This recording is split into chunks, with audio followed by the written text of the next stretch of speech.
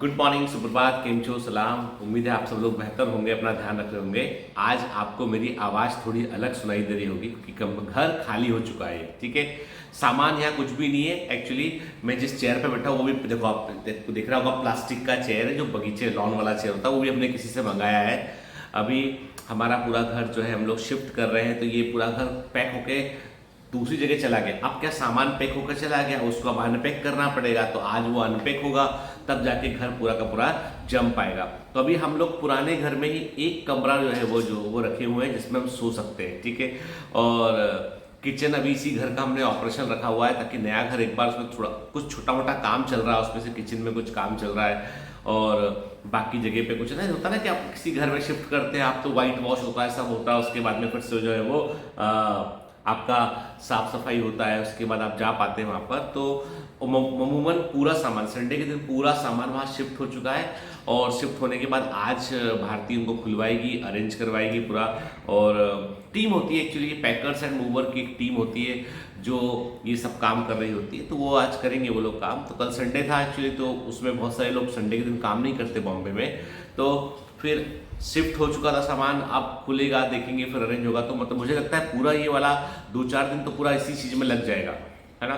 तो मैंने भारती को बोला यार कि क्या करें, तो अभी हम सुबह हम लोग जो है चूँकि सोए इसी घर में सोए थे, तो सुबह के उठे, तो मैंने कहा चलो खाली रूम में ही रिकॉर्डिंग करते हैं। तो क्या होगा कि आपका और मेरा एक लंबा गैप हो जाएगा, जो हुआ नहीं सालों से ऐसा नहीं हुआ है कि हम लोग रोज मिलते आ रहे हैं, कई दिनों से हम लोग। ठीक है, एक इंटरेस्टिंग बात है, कुछ बच्चों ने मुझ पे ऐसा एलिगेशन लगाया किसी पोस्ट को देखकर कि जितेंद्र सर आप बदल गए हो। इसलिए बदल गए हो कि आपकी पोस्ट देखकर लगता है कि आप किसी से जल रहे हो। आपकी पोस्ट देखकर लगता है कि आप किसी व्यक्ति से जल रहे हैं, और नाम नहीं लूंगा, आप जानते हैं कि सबसे अधिक तमाशा ऑनलाइन में कौन करता है, कहाँ होता है तमाशा। तो आप किसी से जल रहे हो, इसलिए आप ऐसी पोस्ट मारते हो, सटायर वाली पोस्ट मारते हो। ऐसा नहीं, जलने वाली बात तब आएगी जब हम किसी को अपने से कंपेयर करेंगे, तो जलने वाली बात आएगी। सच्चाई ये है कि क्या होता है कि कई बार ना आप एक ही पिक्चर को देखते देखते होता है ना कि परसेप्शन में जाता है। जैसे देखिए, हाल ही में गवर्नमेंट ने एक पोस्टर रिलीज किया, जो गवर्नमेंट नहीं बोलूंगा, मैं बोलूंगा एक पर्टिकुलर पॉलिटिकल पार्टी ने एक पोस्टर रिलीज किया कि कभी सोचा था कि 80 करोड़ लोग जो है वो मुफ्त में उनको अनाज मिलेगा, 80 करोड़ लोगों को मुफ्त में अनाज मिलेगा। ये एक पोस्टर जारी किया एक पॉलिटिकल पार्टी ने। देखो, हमने पिछले 9 साल में ऐसा काम किया हुआ। अब मैं ये पूछता हूं आपसे कि अपने हृदय पर, दिल पर हाथ रख के बताइए कि जिस देश की पॉपुलेशन 140 करोड़ हो, वहां पर 80 करोड़ लोग जो है वो मुफ्त में अनाज लेने के लिए डिपेंडेंट हो, इतनी गरीबी हो गई हो कि 80 करोड़ लोगों को अनाज लेना पड़ रहा हो मुफ्त का, तो क्या वो देश के लिए गर्व की बात है? मैं मान लेता ये आंकड़ा होता 5 करोड़ 4 करोड़, भाई तो चलो मान लेते कि 4 करोड़ 5 करोड़ लोग 100 करोड़ की पॉपुलेशन में से है जो गरीब है, जो जो जो जिनके पास नहीं है, तो उनको मुफ्त अनाज का, मुफ्त सब कुछ दीजिए। लेकिन आप यदि देश की आधी से अधिक आबादी को मुफ्त अनाज दे रहे हैं, मतलब आधी से अधिक आबादी गरीब है, और ये बहुत दुख की बात है। कोई कुछ बोलेगा तो प्रॉब्लम है, कोई कुछ स्टेप लेगा तो प्रॉब्लम है, उसको लोग आएंगे, स्पामर आएंगे, उसको उसकी डिजिटल मीडिया में तमाम जगह पर उसकी जो है भद्द कर देंगे, पीछे पड़ जाएंगे स्पामर उसके। सच्चाई तो ये है कि आज हम चीज़ें देख रहे हैं, देखकर भी हम उनको अनदेखा कर रहे हैं, और यही हम आने वाली पीढ़ी के लिए बुरा कर रहे हैं। मैं देख रहा हूं कि यदि मैं कुछ सही भी कहूंगा ना, उसका विरोध करने वाले 10 लोग सामने जाएंगे। ठीक है, और गलत है तो गलत में तो फिर गलत तो गलत होता है ना, गलत में तो विरोध करेगा तो कोई, आपको पता है कि आप गलत हैं। ठीक है, लेकिन सच्चाई तो ये है कि जब मैं कहता हूं कि भाई आप अपने माता पिता पर इतना आर्थिक बोझ मत डालिए, अपने माता पिता पर आप केवल देखा देखी कि आप YouTube में देख रहे हैं, आपको दिखाई पड़ रहे हैं काली हरी नीली टी शर्ट में लोग दिखाई पड़ रहे हैं, हम तमाम हल्ला हंगामा हो रहा है कि भैया देखो ऐसा है, ऐसा नहीं है। हजारों की भीड़ में यदि आप सिलेक्शन देखोगे तो आपको लगेगा बहुत माइनर रेशियो, बहुत माइनर रेशियो। आप सिर्फ भेड़ चाल, जो भेड़ें चलती ना एक चाल, उस चाल का हिस्सा बन जाएंगे, तो माता पिता को कर्ज के बोझ में दबाएंगे। अब मैंने एक पोस्ट डाला हुआ है, कम्युनिटी पोस्ट है बायोमेंटर्स ऑनलाइन पर, देखिएगा जरूर। उसमें एक पिता की व्यथा को मैंने बतलाया उस पोस्ट के थ्रू। मेरी एक मेड सर्वेंट, उसका फोन आया, कुछ दिन पुरानी बात है कि उसने अपनी बेटी को जो है वो कोटा में एक है कोचिंग क्लास, बहुत हंगामा किया उन्होंने पिछले 1.5 साल में इंडिया में, उसमें उन्होंने जो है वो 60,000 रुपये फीस देकर वहाँ पर एडमिशन कराया और उसका जो है वो फिजिकल क्लासेस में, उसके बाद जो है लाख रुपए दूसरा खर्चा भी अरेंज किया। अब पिताजी क्या, लड़की वो लेडी क्या है जिनकी बेटी थी, वो लेडी हमारे घर में कभी बैठ रही है, उनके हस्बैंड किसी किराने की दुकान पर सामान उठा उठा के देते हैं, उनके पास उतना पैसा था नहीं, उनकी पुश्तैनी जगह पर एक छोटी सी ज़मीन थी, एक छोटा घर था, उसको गिरवी रखकर उन्होंने पैसा दिया बेटी को पढ़ाने के लिए। बेटी वहाँ गई, 1 महीने 2 महीने में समझ में उसको आ गया कि भैया जो बताया था वो पिक्चर तो कुछ और ही निकली यहाँ पे, और भारी मतलब डिस्कंटेंट। उसके 6 महीने के बाद खर्च पैसा खत्म, क्योंकि फिर उसको मजबूरी में कहीं और कोचिंग जाना पड़ा, एक सब्जेक्ट के लिए कहीं और जाना पड़ा, रात को क्लास खत्म हो जाए, रात को कहीं और, मतलब ऐसे भी कोचिंग है कोटा के अंदर जहाँ मेन क्लास के अलावा कहीं और क्लास भी चलते हैं, यहाँ पे वहाँ जाना पड़ा, पैसा 6 महीने बाद खत्म हो गया, लूट के आए, फोन आया कि भैया हमारे लिए कुछ अरेंजमेंट कराओ। सच कह रहा हूँ, भारती ने जो है वो खुद स्टेप लिया, किसी को कहा भारती ने, उन्होंने उस लड़की के अब पढ़ने के लिए उसको वहाँ लोकल जो भोपाल का कोचिंग है वहाँ पर रहने की जगह पढ़ने, एक कमरे का घर उनके पास में, तो लाइब्रेरी में अरेंजमेंट कराया, उसको जो है वो तकरीबन 40,000 रुपये की आर्थिक मदद उस व्यक्ति को पहुँचाई, उस लड़की को। जबकि उस लड़की को पता था कि कोचिंग क्लासेस तो बायोमेंट सब कुछ है, ठीक है, लेकिन ये होता ना कि कई बार आदमी को लगता नहीं यार ये तो सस्ता है, ये कैसे ऑनलाइन से ऑफलाइन अच्छा है, लेकिन पिताजी माताजी कर्ज में आ गए, तुरंत जमीन और पुश्तैनी घर चला गया, वो नहीं मिलेगा अभी भाई। 1,40,000 रुपये जो लिया रखा है अपने कर्जे का, वो तो वो वसूल कर लेगा साहूकार, कहाँ से लाके दोगे पैसा। तो प्रॉब्लम ये है कि आर्थिक परिस्थितियों में मत फंसाइए पेरेंट्स को। मतलब मैं कहता हूँ आपके सपने अच्छे हो सकते हैं, बड़े सपने आप देखते हो, बहुत अच्छी बात है, लेकिन उन सपनों की सजा कोई दूसरा क्यों भुगते। छोटे भाई बहन बाकी लोगों का क्या, उनका क्या, सिर्फ इतने स्वार्थी बन जाए कि सिर्फ अपने बारे में सोचें।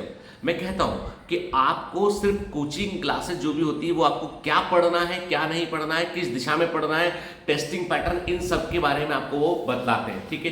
कोई चमत्कार, कोई जादू नहीं होता है कि किसी को लगता हो सब कोई जादू होता हो। कुछ सिलेक्टेड बच्चे, उनके लिए रिजल्ट होते हैं, बाकी सब बैंक बैलेंस होते हैं, बाकी सब बैंक बैलेंस होते हैं। उन मुट्ठी भर बच्चों को देखकर वो बैंक बैलेंस जुटता है वहां पे आके, और बच्चे पढ़ते हैं। हॉस्टल वाले लूट रहे हैं, सब गंद मची पड़ी है, लेकिन कोई बोलने को तैयार नहीं। कोई बोलेगा तो ट्रोल करेंगे, लोग ट्रोल करेंगे, स्पामर आ जाएंगे। अभी इस वीडियो के नीचे देखना बहुत सारे स्पामर आ जाएंगे जो मुझे ही ज्ञान देने लगेंगे आकर। जबकि सच्चाई तो यह है कि बायोमेंटर्स की जो फीस है वो इस समय यदि हम बोले फीस की तो 6,999, 7,000 मान लेता हूँ मैं। 7,000 में से 18% आप जीएसटी घटा दीजिए आप, ठीक है, तो फीस आपकी बची तकरीबन जो है 5,800, 5,400, कुछ मुझे एग्जैक्ट फिगर नहीं पता, पर इतनी फीस आपकी बची। अब ये जो फीस है आपकी, इस फीस में आप देखो पूरे 10 महीने का कोर्स 500 रुपये महीने के हिसाब से होता है। फैकल्टी देख लो, टीम देख लो, सर्वर देख लो, CDN मिल, तो हम लोग तो कह रहे हैं ना कि इससे कम फीस में कोई चलाकर दिखा दे। अब शर्त यह कि नॉन फंडेड होना चाहिए, आपके पास फंडिंग नहीं होना चाहिए। आप बाहर से पैसा लाके बर्न कर रहे हैं, वो हम नहीं कर पाएंगे, वो बहुत मुश्किल काम है हमारे लिए। या तो हमसे कोई बोले कि आप बेच दो अपना, तो बेच के निकल लेते हैं हाथ जोड़ के सबके, हमसे नहीं बन पा रहा, हमने बेच दिया।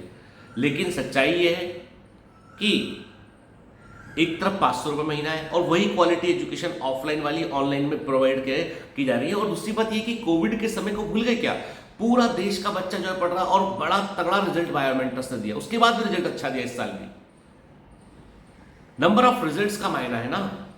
तो पॉइंट ये है कि मैं कई बार देखता हूं कि मैं ऐसे देखता हूं कि पिता के पास जाके बोलते हैं कि पापा तुमने किया क्या हमारे लिए।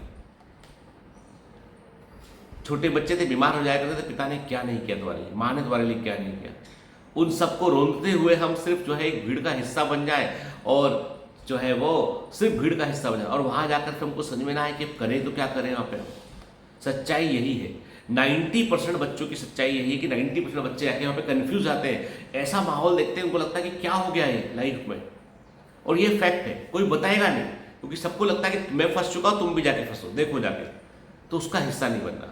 यदि आप अफोर्ड कर पा रहे हैं, सब कुछ ठीक है तो जाइए ना, कोई नहीं रोक रहा होगा, लेकिन आप भेड़चाल का हिस्सा मत बनिए, इन्फॉर्म डिसीजन लीजिए। मैं इसलिए नहीं बोल रहा हूँ कि किसी बच्चे कम ज़्यादा है, मैं सिर्फ सच बोल रहा हूँ, क्योंकि जब मैंने देखा कि हमको मदद करनी पड़ी, हमको उस लेडी की, उस परिवार की मदद करनी पड़ी हम लोग को, क्योंकि वो बहुत संकट में है। वो लोग, वो जिससे लिया लोन, वो आदमी आता है 1 तारीख को दोनों की तनख्वाह लेके चला जाता है। वो कोई छोटा मोटा आदमी नहीं था जो पैसा लेंड करता है, वो गुंडा तत्व ही होता है वो, जो वसूल कर सके। खाएगा क्या आदमी, तो बड़ी तकलीफ होती है आदमी को। अब ये सच्चाई क्या होता है, आदमी बोलना नहीं चाहता है, सब बतलाना नहीं चाहता है। तो मैं वही बोलता हूँ ना कि इन्फॉर्म डिसीजन लीजिए, डिसीजन वो लीजिए जिससे दूसरे लोगों को नेगेटिव असर ना हो।